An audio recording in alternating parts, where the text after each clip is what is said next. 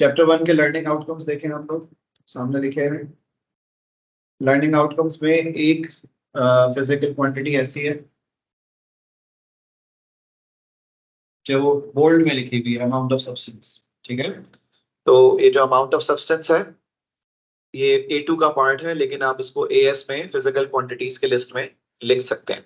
बाकी इसके अलावा जो लिखी हुई है जैसे मास, लेंथ, टाइम, करंट और टेम्परेचर, ये 5 वो फिजिकल क्वांटिटीज हैं जो AS में आपको डिफाइन भी करनी होंगी, कैलकुलेट भी करनी होंगी, यूज करनी होंगी। ठीक है, तो what is meant by physical quantity? Anything that has unit and magnitude, जिसकी हमने एग्जांपल यहाँ दी हुई है। 5 किलोग्राम में 5 इज मैग्नीट्यूड और किलोग्राम जो है वो यूनिट है। इसी तरह से आप कोई और एग्जांपल भी लिख सकते हैं, लेट्स से 100 मीटर। ठीक है, तो इसमें 100 जो है वो मैग्नीट्यूड हो जाएगा और मीटर इज यूनिट। तो इस तरह से कभी भी कोई फिजिकल क्वांटिटी अगर होगी तो उसमें मैग्नीट्यूड और यूनिट दोनों होना जरूरी है। अगर सिर्फ मैग्नीट्यूड है यूनिट नहीं है, या सिर्फ यूनिट है मैग्नीट्यूड नहीं है, तो फिर फिजिकल क्वांटिटी नहीं होगी। ये जो नाम हमने यहाँ पर ब्लू से लिखे हुए हैं, this is part of AS syllabus, और इनके सबके आपको यूनिट्स याद करने होंगे, SI यूनिट्स। जो रेड में लिखे हुए हैं नीचे, ये वो दो हैं जो AS का पार्ट नहीं है, लेकिन आप लिख सकते हैं because these are also base physical quantities. इसमें से भी इन्होंने इस दफा जब सिलेबस अपडेट हुआ था तो ल्यूमिनस इंटेंसिटी को हटा दिया है, लेकिन आप फिर भी लिख सकते हैं। हर फिजिकल क्वांटिटी के मल्टीपल यूनिट्स हो सकते हैं, लेकिन SI यूनिट सिर्फ और सिर्फ एक होगा। तो आप सबको पता है कि लेंथ का unit centimetre, millimetre, micrometre, yard, inches, foot, ये सब यूनिट्स होते हैं, लेकिन ऐसा यूनिट सिर्फ और सिर्फ एक है। इसी तरह से हर फिजिकल क्वांटिटी के मल्टीपल यूनिट्स हो सकते हैं, लेकिन आपको याद रखने हैं उनके SI यूनिट्स। ठीक है, दूसरी इंपॉर्टेंट चीज इस चैप्टर की है वो है प्रीफिक्सेस। प्रीफिक्सेस आप लोग कहते हैं मल्टीपल्स या सब मल्टीपल्स को। ठीक है, जैसे कि मिलीमीटर, किलोमीटर, इसमें मिलीमीटर सब मल्टीपल है और किलोमीटर मल्टीपल है। सब मल्टीपल उनको कहते हैं जिनकी पावर माइनस में होती है। तो ये सारे देख रहे हैं आप, ये सारे सब मल्टीपल्स हैं, और ये जो पावर पॉजिटिव में ये सारे मल्टीपल्स हैं। मल्टीपल्स और सब multiples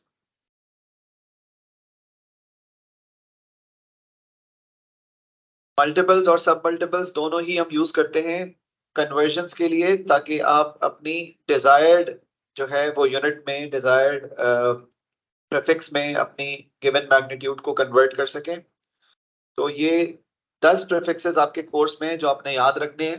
pico, nano, micro, milli, centi, deci, kilo, mega, giga और टेरा, हर फिजिकल क्वांटिटी का अपना अपना जो है वो सिंबल है, और इसी तरह से उसकी अपनी अपनी वैल्यूज हैं। जैसे पीको का सिंबल है स्मॉल p, और पीको की वैल्यू है 10 की पावर -12। ठीक है, अब आपको दूसरी चीज ये आनी चाहिए कि अगर आपको प्रीफिक्सेस याद हो गए हैं तो प्रीफिक्सेस याद होने के बाद फायदा ये होता है कि आपको कन्वर्जन्स बहुत आसानी से करने में मिल जाती हैं। जैसे कि क्वेश्चन नंबर 1 दिया हुआ है कि 1 centimetre is equal to how many metre. अब आप देखें लेफ्ट हैंड साइड पर आपके पास सेंटी है, राइट साइड पर आपको सेंटी नहीं चाहिए, आपको सिर्फ और सिर्फ मीटर चाहिए। तो आप सेंटी को हटाकर सेंटी की जो वैल्यू है वो है 10 की पावर -2, वो आप यहाँ पर लिख देंगे, तो ये हो जाएगा 1 एक्सपोनेंट -2 मीटर। सिमिलरली अब अगर दूसरी एग्जांपल है उसमें लिखा हुआ है 1 millimetre is how many metre. तो इसमें भी आप देख रहे हैं कि लेफ्ट साइड पर मिली है, लेकिन हमें राइट साइड पे मिली नहीं चाहिए। तो जब आपको मिली नहीं चाहिए, ये मिली है, तो इसकी जगह पर आप मिली की value which is 10 to the power -3 ये आप लगा सकते हैं। तो इस तरह से आपका जो कन्वर्जन के बाद वैल्यू बनेगी वो बनेगी 10 की पावर -3। सिमिलरली फिर आपके पास है 7 माइक्रो सेकेंड, और आपने उसको कन्वर्ट करना है सेकंड में। इसमें भी वही है कि आपके पास लेफ्ट हैंड साइड पर माइक्रो है, राइट साइड पर आपको माइक्रो नहीं चाहिए, तो आप माइक्रो की वैल्यू यहाँ पर दी हुई है 10 की पावर -6, ये आपने याद रखनी है। 7 multiplied by 10 to the power -6 seconds, ये आपके पास कन्वर्जन के बाद वैल्यू हो गई इसकी। Then 1 centimetre square is equal to how many metre square. इसमें फर्क ये है, चेंज ये है कि पहले जो हमारे पास कन्वर्जन्स थी वो सारी लीनियर पावर में थी, सिंगल पावर में थी, अब हमारे पास सेंटीमीटर पे स्क्वायर लगा हुआ है। ठीक है, इस केस में क्या करते हैं, हमें पता है कि राइट साइड पर हमें सेंटी नहीं चाहिए, सिर्फ मीटर स्क्वायर चाहिए, तो सेंटी होता है 10 की पावर -2, लेकिन स्क्वायर लगा हुआ है तो ये हो जाएगा 10 की पावर -4। पावर पे पावर मल्टीप्लाई होती है, तो -2 पर पावर 2 लगी हुई थी, तो -2 multiplied by 2 is -4। Similarly next है 1 मिलीमीटर क्यूब। अब आप लोग मुझे बताएं इसका क्या आंसर होना चाहिए। 1 millimetre cube to metre cube, हमें मिली नहीं चाहिए, तो मिली है 10 की पावर -3, लेकिन पावर लगी हुई है 3, तो क्या आंसर हो जाएगा इसका, क्या हो जाएगा, 10 की पावर -9, पावर पे पावर मल्टीप्लाई हो गई है। देन 700 ग्राम है और इसको हमने किलोग्राम में कन्वर्ट करना है। इस केस में बेटा आपका माइक ऑन है Sufiyan.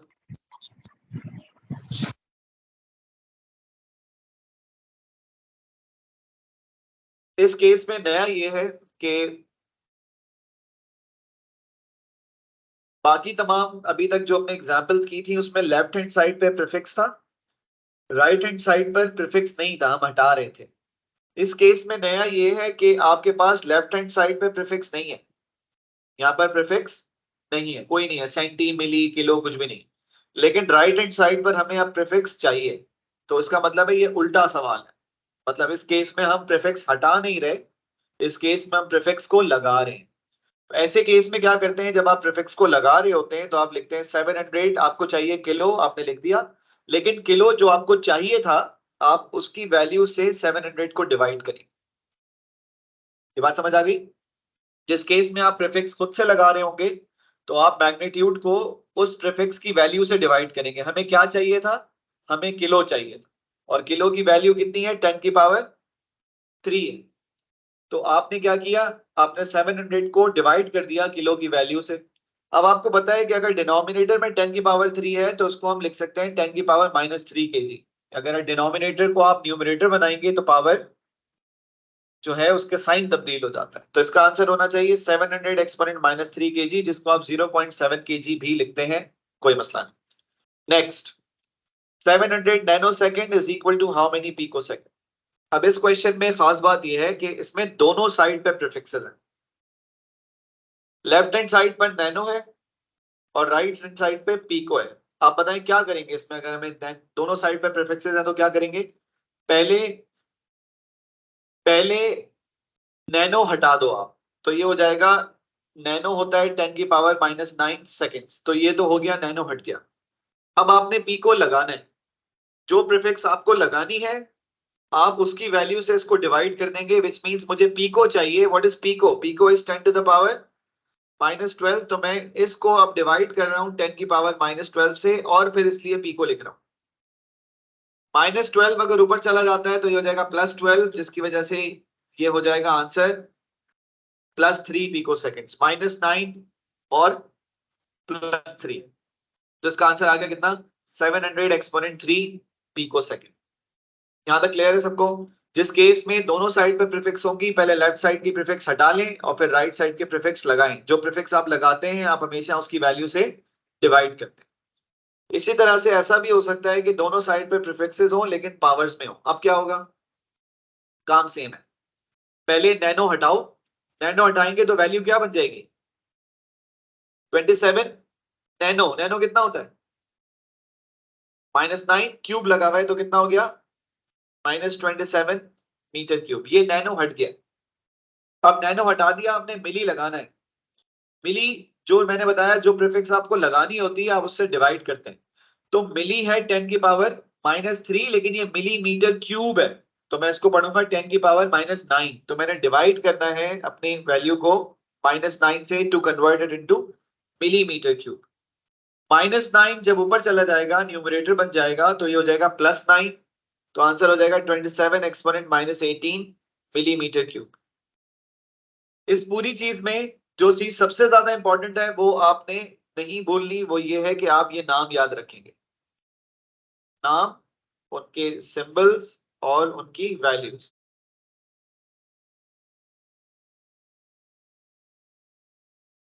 Homogeneous equations V is equal to U plus AT, ये एक इक्वेशन है और ये इक्वेशन वही है जो आपको याद होगा एक्सेलरेशन का फॉर्मूला है, उसको हमने रीअरेंज किया हुआ है। एक्सेलरेशन का फॉर्मूला था A is equal to V minus U upon T। इसको अगर हम रीअरेंज कर लें, V को सब्जेक्ट बना लें, तो ये इक्वेशन बन जाती है V is equal to U plus AT। इस इक्वेशन में V is equal to U plus AT में आप सबको पता है V is final velocity, U is initial velocity, A is acceleration, T is time taken। ठीक है, अब फाइनल वेलोसिटी होता है ms minus one, initial velocity ms minus one, acceleration ms minus to, time second. तो हमने सबके सिर्फ और सिर्फ यूनिट्स लिखे। ms माइनस टू और s ये अगर मल्टीप्लाई हो जाए तो ये हो जाएगा ms माइनस वन, क्योंकि s माइनस टू और s मल्टीप्लाई हो रही हो जाएगा s minus one. ms minus one और ms माइनस वन अगर ऐड हो जाए तो ये हो जाएगा 2ms माइनस वन। ठीक है, अब आप देखें left hand side per unit है ms minus one, right hand side पे भी यूनिट है ms माइनस वन। कॉन्स्टेंट्स हो या ना हो इससे होमोजेनिटी पे कोई फर्क नहीं पड़ता। Left hand side per unit है ms minus one, right hand side पे भी यूनिट है ms minus one, which means के इक्वेशन होमोजेनस है। होमोजेनस इक्वेशन का क्या मतलब होता है? ऐसी इक्वेशन जिसमें दोनों साइड्स पर यूनिट सेम हो, उसको होमोजेनस इक्वेशन कहते हैं। और जितनी भी इक्वेशंस आपके पूरे कोर्स में एग्जिस्ट करती हैं, अगर वो सही हैं तो उसको टेस्ट करने के लिए कि वेदर इक्वेशन इज करेक्ट और नॉट, एक ही तरीका है कि होमोजेनिटी को टेस्ट करो। होमोजेनिटी को टेस्ट करने का मतलब है कि चेक करो कि लेफ्ट हैंड साइड और राइट हैंड साइड के यूनिट्स सेम है या नहीं है। अगर यूनिट सेम ना हो तो इक्वेशन इनवैलिड है, गलत है, इस्तेमाल नहीं हो सकती। उसकी एग्जाम्पल ये क्वेश्चन है। इस क्वेश्चन में आप देखें, इसमें लिखा हुआ है which formula could be correct for the speed v of ocean waves in terms of the density rho of sea water, the acceleration of free fall g, the depth h of the ocean and the wavelength lambda। अब आप मुझे एक बात बताएं, आपने अभी तक ocean wave की स्पीड का कोई भी फॉर्मूला नहीं पढ़ा, तो कैसे बताएंगे कि आपकी कौन सी इक्वेशन ठीक है? तो सिर्फ बताने का एक ही तरीका है, ऑल्दो कि हमने इन चारों में से कोई भी इक्वेशन नहीं पढ़ी, लेकिन हम फिर भी बता सकते हैं कि कौन सी इक्वेशन ठीक है, इस्तेमाल हो सकती है। जिसके लिए हम क्या टेस्ट करेंगे? होमोजेनिटी टेस्ट करेंगे। होमोजेनिटी टेस्ट करने के लिए अब मुझे क्योंकि नहीं पता चारों में से कौन सा ऑप्शन ठीक है, तो मैं ट्रायल एंड एरर पे जाऊंगा, विच मींस मैं हर ऑप्शन को बारी बारी चेक करूंगा कि whether the equation is homogeneous और नॉट। लेट्स से अगर हम ऑप्शन ए की बात करते हैं, तो ऑप्शन ए में लिखा हुआ है v equals to root G lambda. अब आप सबको पता है v जो है वो है स्पीड, सही है, और स्पीड का यूनिट होता है ms माइनस वन।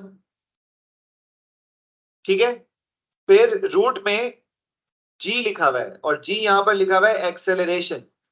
एक्सेलरेशन का यूनिट होता है ms माइनस टू। फिर लैम्डा लिखा हुआ है, lambda is the wave length और इसका यूनिट होगा मीटर, तो ये आ गया मीटर। अब लेफ्ट हैंड साइड पर तो है ms minus one, right hand side पर है रूट में m square s minus two, क्योंकि दो m थे तो मल्टीप्लाई होकर ही हो गए m स्क्वायर। आप सबको पता है कि रूट का मतलब होता है पावर हाफ, तो बेटा अगर मैं पावर को हाफ कर दूं तो ये हो जाएगा ms माइनस वन, क्योंकि हाफ पावर का मतलब है m square s minus two की जो पावर्स हैं वो सब 2 से डिवाइड हो गई, तो m square divided by half, तो ये हो जाएगा m s minus two divided bye 2, तो डिवाइड बाय 2 करने पर वो हो गया s minus one. Left hand side पर ms माइनस वन आ रहा है, राइट हैंड साइड पर भी ms माइनस वन है, इसका मतलब है इसका ऑप्शन ए करेक्ट ऑप्शन है। अब हम सिर्फ टेस्ट करने के लिए कि बाकी ऑप्शंस गलत हैं, सिर्फ तसल्ली के लिए हम देख लेते हैं कि ऑप्शन बी का क्या बन रहा है। और ऑफ कोर्स बी हमें पता चल गया है, क्योंकि ए ठीक है तो इसका मतलब है बी को गलत होना चाहिए, तो हम चेक कर रहे हैं कि गलत है या नहीं। ठीक है, इक्वेशन बी में लिखा हुआ है v equals to root G upon H, तो बेटा v तो हो गया ms minus one equals to root G होता है ms minus two divided by m, h की जगह पर मीटर आ गया, m से m कैंसिल हो गया। मुझे बताओ right hand side left hand side equal हो सकती है इसमें? m ही नहीं बच रहा राइट साइड पर, तो ऑप्शन बी गलत हो गया। इसी तरह से आप ऑप्शन सी टेस्ट कर लो, ऑप्शन डी टेस्ट कर लो, आपको बाकी सारे ऑप्शंस गलत ही मिलेंगे। अगर ऑप्शन ए ठीक है तो उसका मतलब है बी, सी और डी होमोजेनस इक्वेशंस नहीं है, वो आप खुद भी टेस्ट करके देख सकते हैं। एसआई बेस यूनिट्स, ठीक है। 3 कॉलम्स बनाए हैं मैंने।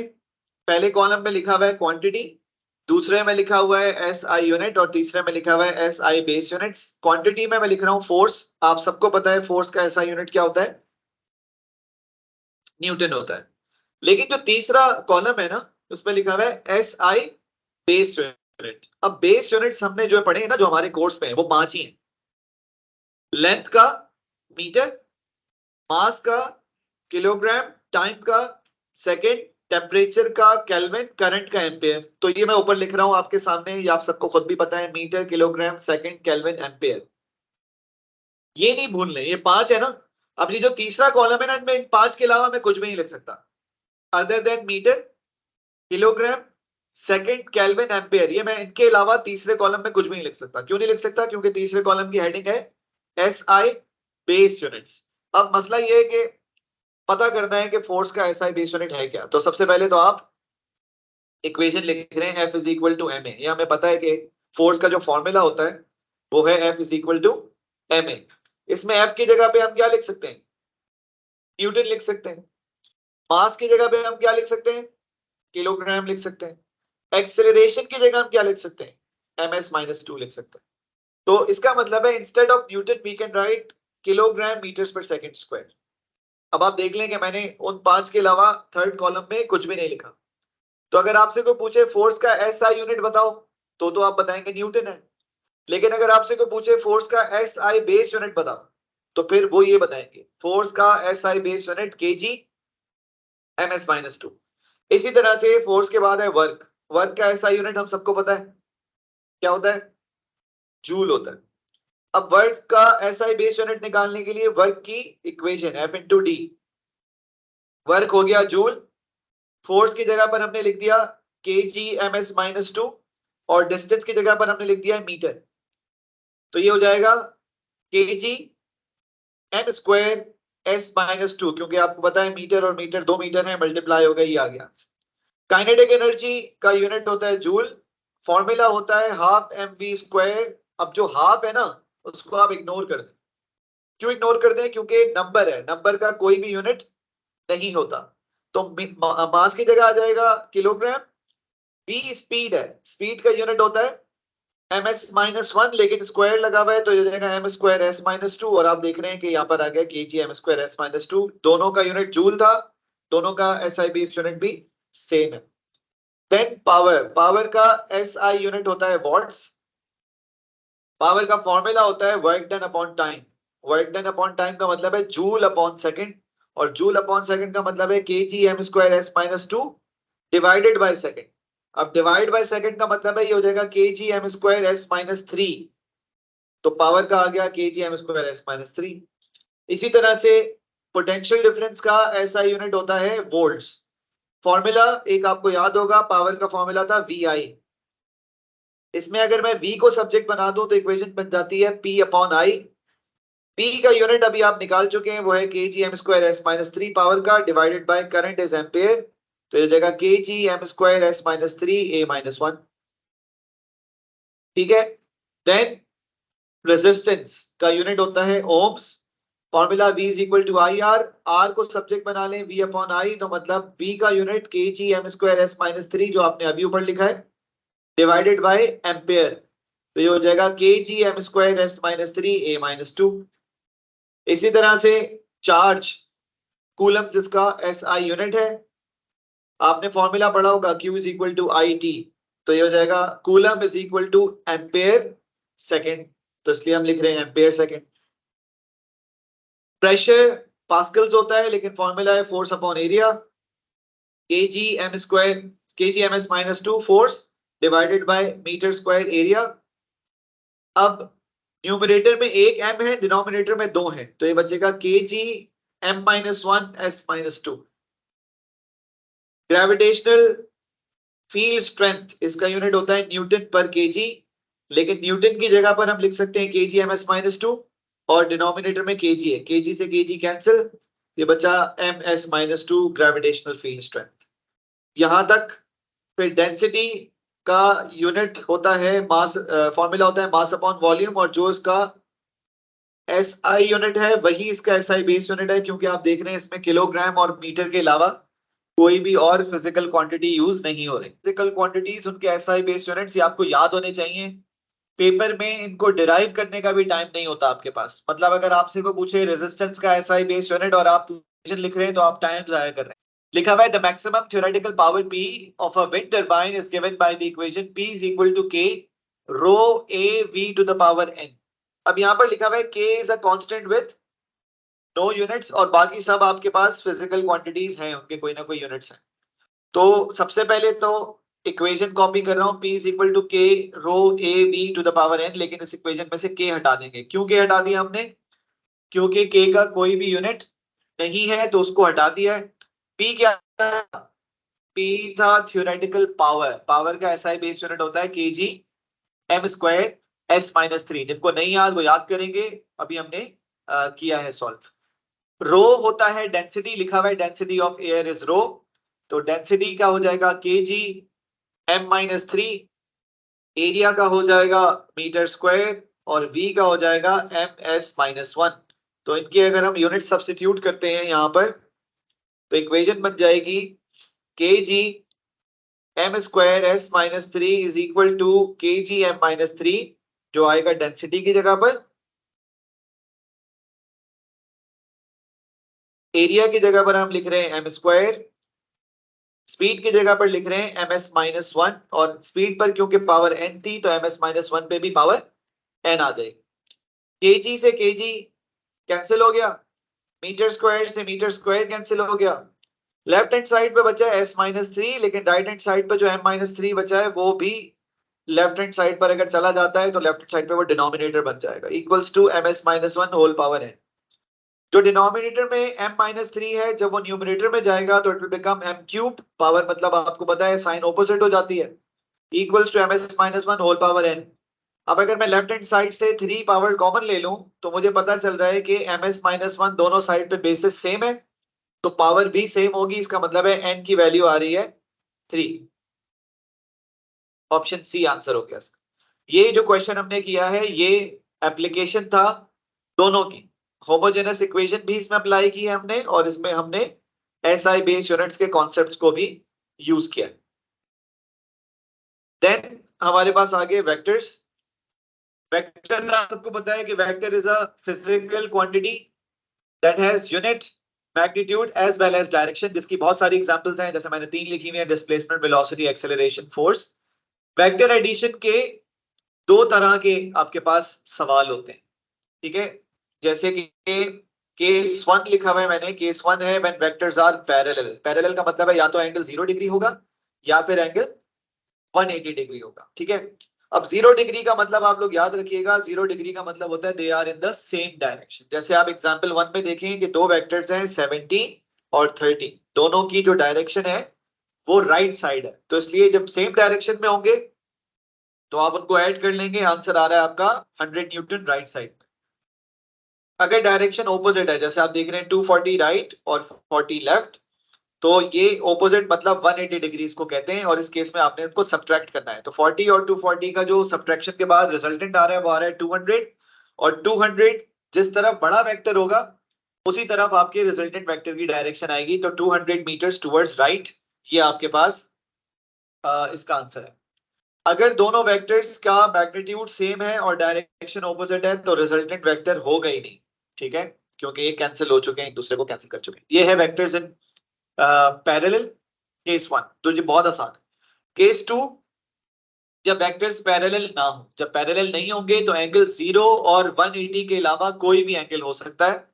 तो इस केस में आप देखें 2 वेक्टर्स हैं, एक 3 न्यूटन जो नॉर्थ की तरफ है अपवर्ड्स है, और 4 न्यूटन टुवर्ड्स ईस्ट, या आप कह सकते हैं राइट साइड पर। इन दोनों का जो एंगल है वो 0 और 180 नहीं है, इनका एंगल है 90 डिग्री।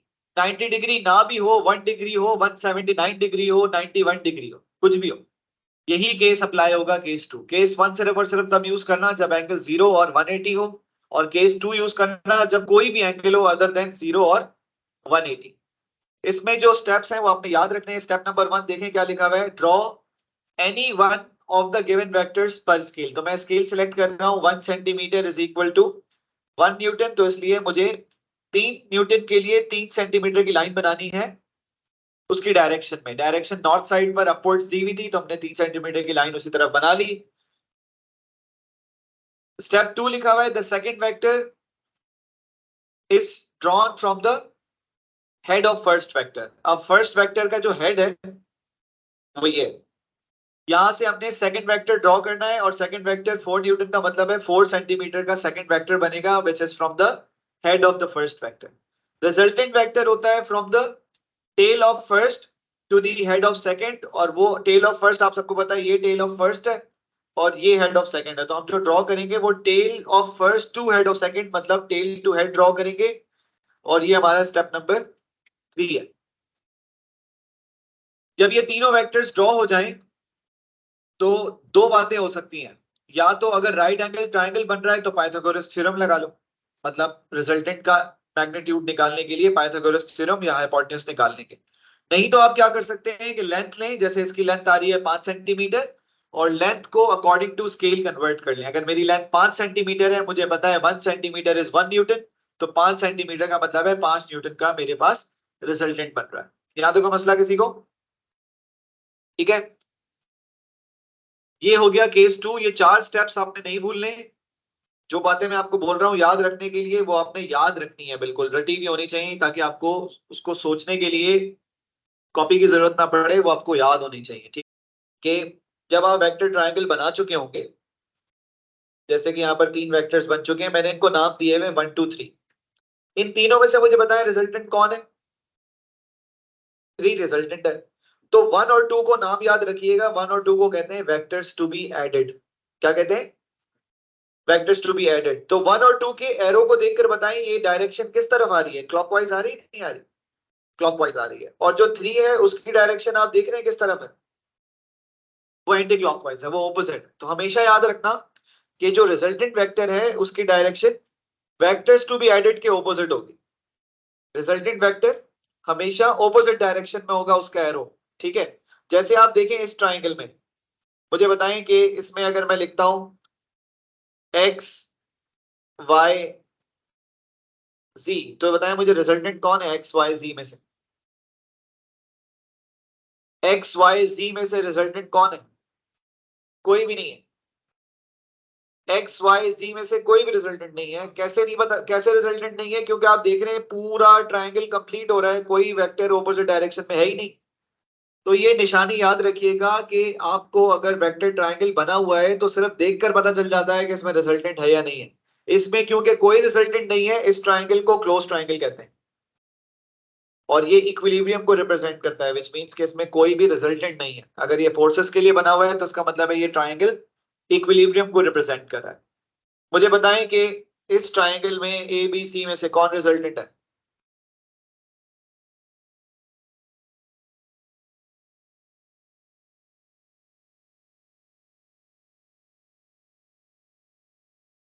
बी रिजल्टेंट है। ठीक है? और अगर मैं आपसे पूछूं इस ट्रायंगल में पी क्यू आर में कौन रिजल्टेंट है?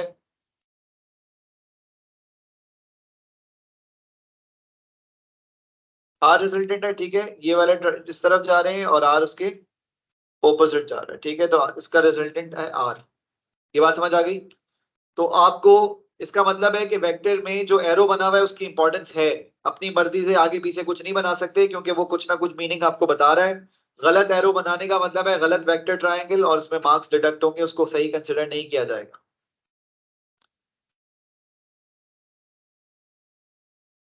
There are two vectors. कौन कौन से दो वेक्टर्स हैं? एक 5 है और एक 10 है।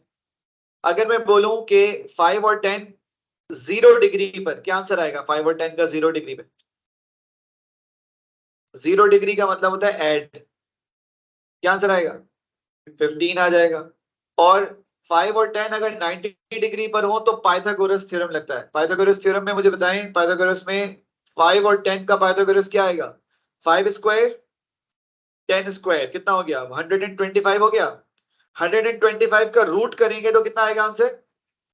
11.18। तो अगर वो पूछ रहा है आपसे कि रेंज बताएं बिटवीन 0 एंड 90 5 और 10 की, सही है। तो 5 और 10 की रेंज के लिए 0 पर मेरा आंसर आ रहा है 15, 90 पे मेरा आंसर आ रहा है 11.18, तो इसका मतलब है मेरी रेंज है फ्रॉम 11.18 टू 15।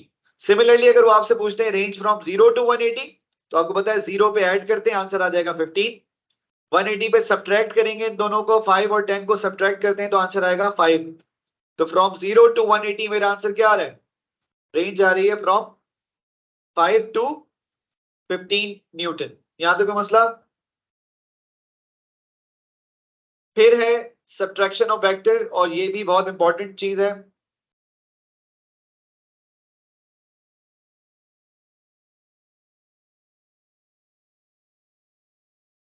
दो वेक्टर्स दिए हुए वही जिस तरह पहले थे ए और बी, हमें करना है ए माइनस बी, मतलब हमने इस दफा प्लस नहीं करना है, इनको ऐड नहीं करना, अब हमने क्या करना है, सब्ट्रैक्ट करना।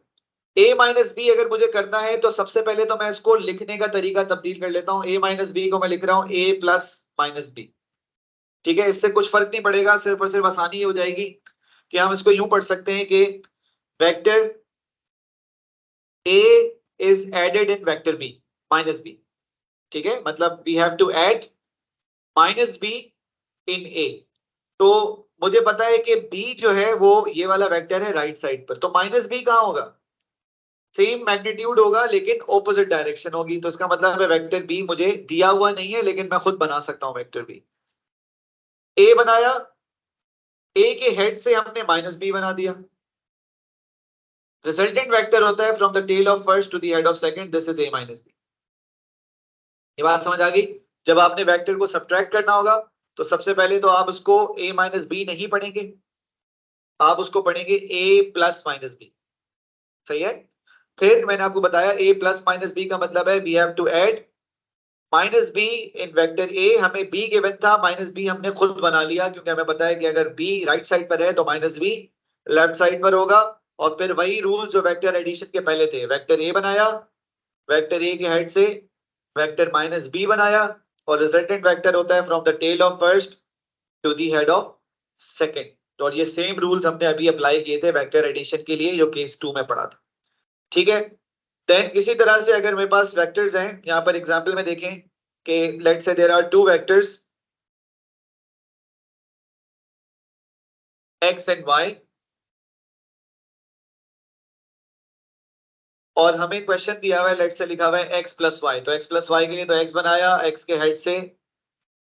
हेड से y बनाया, resultant is from tail of first to the head of second, ये हो गया x प्लस वाई। लेकिन अगर मुझे करना है x माइनस वाई, तो मैं इसको पहले लिखूंगा x प्लस माइनस वाई। अब y तो गिवन है, माइनस वाई नहीं गिवन, तो क्या करेंगे, माइनस वाई कहां होगा, माइनस वाई होगा y के ऑपोजिट पे, उसको बनाएंगे x के हेड से, resultant is from the tail of first to the head of second, this is x minus Y, ठीक है। देन इंपॉर्टेंट चीज इस चैप्टर की और सबसे इंपॉर्टेंट है रेजोल्यूशन ऑफ वेक्टर्स। इसमें आप लोग बहुत गलतियां करते हैं और ये बहुत जरूरी चीज है जो आपको याद रहनी चाहिए। याद रखेंगे कि कभी भी कोई भी वेक्टर अगर किसी एक एक्सिस पे ना हो, जैसे आप देख रहे हैं कि ये वेक्टर है f, और वेक्टर f ना x एक्सिस पे है ना y एक्सिस पे, ठीक है, ये उसके इन बिटवीन है। Vector f is not just on x axis or on y axis, it is in between x and y axis। कभी भी कोई वेक्टर अगर किसी एक स्पेसिफिक एक्सिस पे ना हो तो फिर आप उसको उस वक्त रिजॉल्व करते हैं, ठीक है। रिजॉल्व कब करते हैं, जब वो किसी एक एक्सिस पे ना हो।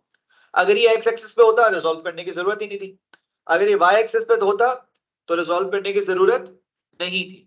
हमने रिजॉल्व क्यों किया, क्योंकि ये एक्स और वाई दोनों एक्सिस पर एक्ट कर रहा है। तो रिजॉल्व करने के लिए सबसे पहली बात, एक लाइन बनाएंगे पैरेलल टू वाई एक्सिस। ये वाली लाइन किसके पैरेलल है, it is parallel to Y axis.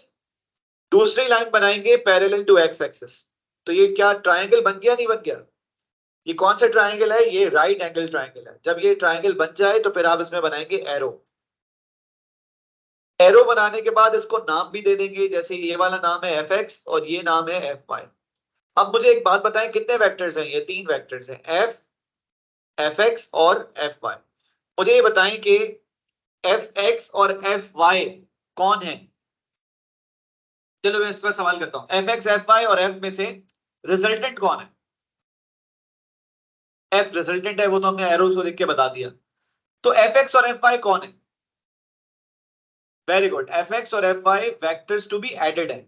और आपको पता है कि वेक्टर्स टू बी एडेड अगर देखें ये एंटी क्लॉकवाइज है ना, तो एफ क्लॉकवाइज है। ये बात समझ आ रही है? तो इसका मतलब है कि मैं कह सकता हूं ना कि एफ एक्स और एफ वाई एड होकर एफ बन जाएगा, और अगर आप एफ को तोड़ेंगे तो एफ एक्स और एफ वाई मिल जाएंगे। ये बात समझ आ रही है? तो अब इसके बाद ये जब तमाम काम हो जाए, एरोज गलत नहीं होने चाहिए। अगर एरो गलत होंगे तो इसका मतलब है जो एफ रिजल्टेंट है वो रिजल्टेंट नहीं होगा। तो आप एरो जब बनाएं तो बनाने के बाद देख लें कि जिसको रिजॉल्व किया था वही रिजल्टेंट होना चाहिए, ठीक है?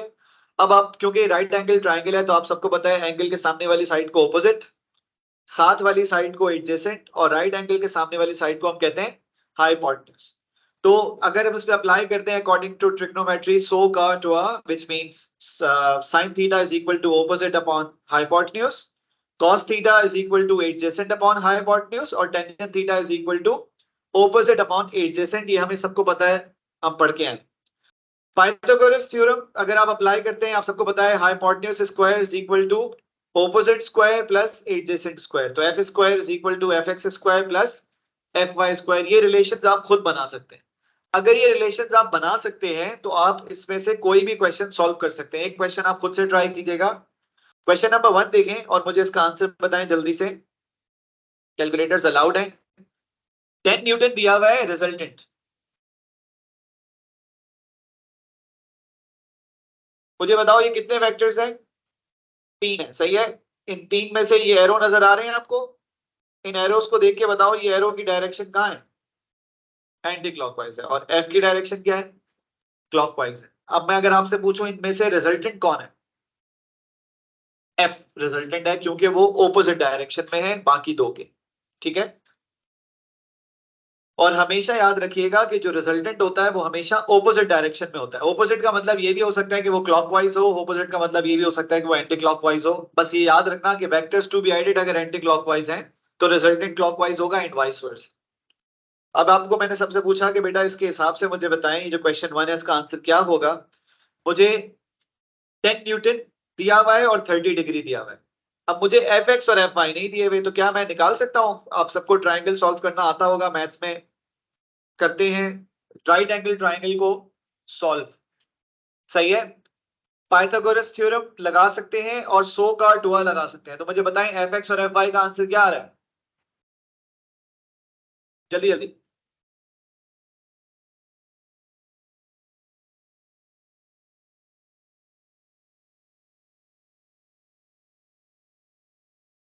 इसका आसान तरीका ये है, इसका आसान तरीका ये है कि सबसे पहले तो आप इसके ट्राइंगल को कंप्लीट कर दें, ठीक है? ये ट्राइंगल हो गया कंप्लीट। अब मुझे बताएं एफ एक्स कौन है इनमें? ये है ना एफ एक्स। और एफ वाई कौन है? तो मुझे एफ एक्स अगर निकालना है तो मुझे एडजेसेंट निकालना है, और हाइपोटेन्यूज पता है। तो आपको खुद पता होना चाहिए ना, एडजेसेंट और हाइपोटेन्यूज की बात चल रही है। तो लगाएं जरा, क्या आंसर आया? एडजेसेंट और hypotenuse, F x is adjacent, और जो नॉर्थ साइड है वो 10 न्यूटन, वो हाइपोटेन्यूज है। एडजेसेंट हाइपोटेन्यूज का क्या रिलेशन होता है? कॉस। तो हो जाएगा cos theta is equal to F X upon 10।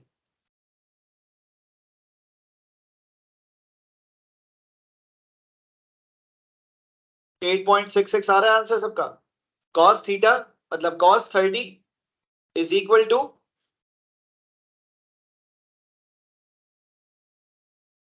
बेटा आपका नाम क्या है? रक्षा, मुझे बताओ एफ एक्स कहाँ है? साइड का नाम बताना। इसको क्या कहते हैं? इसको कहते हैं एडजेसेंट। क्या कहते हैं? और जो हमें पता है साइड, उसका नाम क्या है? तो मुझे बताओ एडजेसेंट और हाइपोटेन्यूज का रिलेशन क्या होता है? तो लिखो cos theta is equal to adjacent upon hypotenuse. ये तो तुम्हें पता है ना। अब कॉस थीटा में थीटा क्या लिखूं? 30 इज इक्वल टू एडजेसेंट में क्या लिखूं? एडजेसेंट पता ही नहीं है मुझे, तो मैं एफ एक्स लिख देता हूं, ऐसे ही छोड़ देता हूं उसे, सही है? और हाइपोटेन्यूज में क्या लिखूं? खत्म हो गया क्वेश्चन। अब इस पूरी इक्वेशन में सिर्फ एक ही अननोन है ना, 10 उधर जाकर क्या हो जाएगा? तो करो मल्टीप्लाई, cos 30 की वैल्यू को 10 से मल्टीप्लाई कर दो। इसी तरह से एफ वाई कैसे निकालेंगे मिनाइल? साइन से निकालेंगे, क्योंकि एफ वाई कौन सी तरफ है, क्या कहते हैं उसको? ऑपोजिट कहते हैं। अच्छा, अब टेंजेंट से भी निकल सकता है। कैसे निकल सकता है टेंजेंट से? क्योंकि हमें तो अब एडजेसेंट भी तो पता चल गया ना, तो जरूरी नहीं है मैं साइन से ही निकालूं। और इसी तरह से ऐसा भी हो सकता है कि मैं ना कॉस लगाऊं ना साइन लगाऊं, मैं पाइथागोरस थ्योरम लगा लूं, क्योंकि मुझे दो साइड्स पता है तो तीसरी पता चल जाएगी। तो जो ट्राइंगल है वो आप किसी भी तरीके से सॉल्व कर सकते हैं, सबका आंसर सेम होता है और सबका आंसर वैलिड होगा, माना जाए। ये बात समझ आ गई? जल्दी से जिन लोगों ने ये कर लिया, एक और एग्जाम्पल जल्दी से कर लें और खुद से कोशिश कीजिएगा इसका आंसर आ जाए।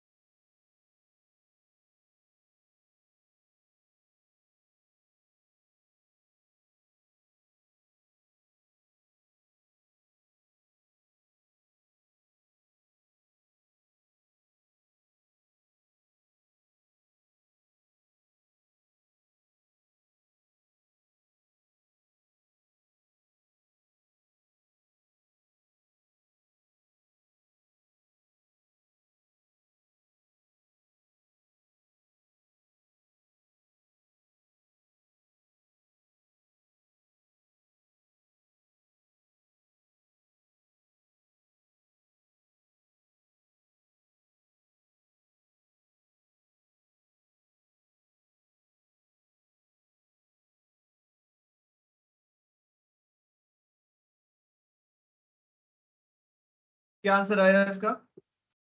एक्स।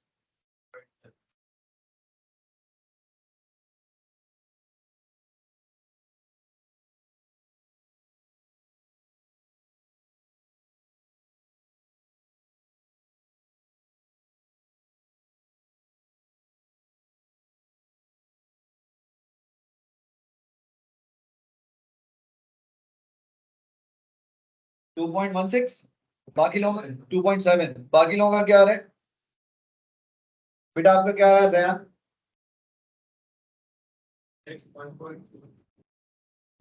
1.4,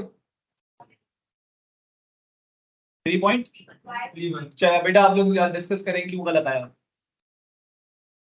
नहीं तुम्हारा तो सही है, बाकी दोस्तों से डिस्कस करो। हाँ 1.39 मतलब 1.4 और 3.31। बेटा इसकी पिक्चर ले लें आप लोग, ये दूसरा वाला क्वेश्चन भी खुद से कीजिएगा, आंसर लिखे हुए हैं। तो ये बहुत इंपॉर्टेंट है, सही है, मैं आपको बार बार बता रहा हूँ। चैप्टर 1 में वेक्टर्स के ये जो हम काम कर रहे हैं ना, रेजोल्यूशन, ये बहुत इंपॉर्टेंट है।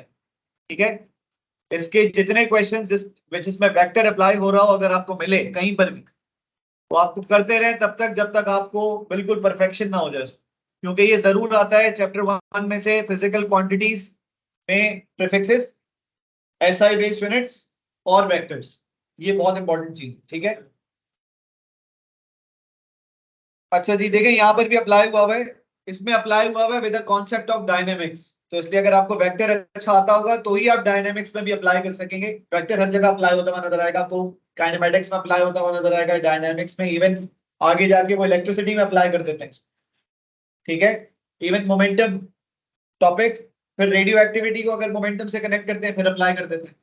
तो इसलिए मैं आपको कह रहा हूँ, अगर आपका वेक्टर खराब है तो आपकी फिजिक्स में अच्छा खासी जगहों पर आपको प्रॉब्लम्स होंगी। तो बार बार इसको रिवाइज करते रहें तब तक जब तक आपको कंफ्यूजन खत्म नहीं हो जाती और परफेक्शन नहीं आ जाती। सिग्निफिकेंट फिगर्स के रूल्स याद होने चाहिए, ये पढ़ें जरा गौर से क्या लिखा हुआ है। पहली बात जो याद रखनी है सिग्निफिकेंट फिगर्स की, कि all the non zero digits are significant. Non zero किसका का मतलब क्या है? 1 से लेकर 9 तक। तो 504 में 5 और 4 ये नॉन जीरो है, दे आर सिग्निफिकेंट। अब जो जीरो है ना, जीरो, अगर वो between two non zero digits आ रहा है तो सिग्निफिकेंट होगा। तो जो पहला वाला है 504, इसमें जीरो सिग्निफिकेंट है या नहीं है? है। क्यों? क्योंकि zero is in between two non zero digits, इसलिए हो गया। अब ये जो केस 2 लिखा हुआ है 608000, इसमें 608 वाला जीरो सिग्निफिकेंट है, आगे आखिर के जो 3 जीरोज हैं वो सिग्निफिकेंट नहीं है, एंड में आने वाले जीरोज सिग्निफिकेंट नहीं होते।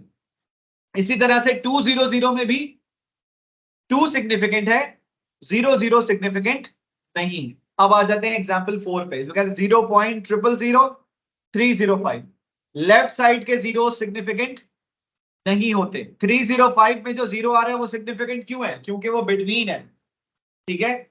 फिर उसके बाद 0.005900, इसमें लेफ्ट साइड के जीरोस तो नॉन सिग्निफिकेंट है। 5900, ये जो आखिर के दो जीरोस आ रहे हैं, क्योंकि ये 59 के बाद हैं, इसलिए सिग्निफिकेंट है, ठीक है, वो सिग्निफिकेंट नहीं है। अच्छा, अगर ये होता 0.100590, फिर वो हो जाते हैं, क्योंकि वो 1 की वजह से हो जाते हैं। इसी तरह से नीचे लिखा हुआ है 1.00, ये जो जीरोस है सिग्निफिकेंट है, क्योंकि पहले जो है वो सिग्निफिकेंट फिगर आ चुका है। तो ये रूल्स हैं सिग्निफिकेंट फिगर्स के, याद होने चाहिए।